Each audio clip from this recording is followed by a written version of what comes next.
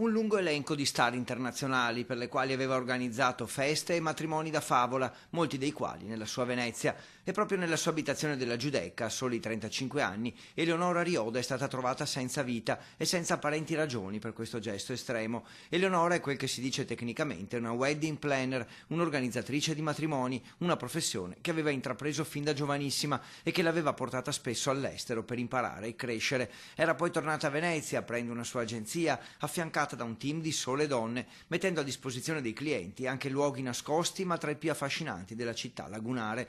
Tra chi si è affidato a lei in questi anni, molti attori e attrici di Hollywood, ma anche ricchi imprenditori e calciatori come lo spagnolo Alvaro Morata, che si è unito in matrimonio con una giovane mestrina nella Basilica del Redentore per festeggiare poi sull'Isola delle Rose. Sconvolti amici e familiari, vale la pena di ricordare sempre che quando si attraversa un periodo difficile si può contattare ad esempio il telefono amico al 199 284 284.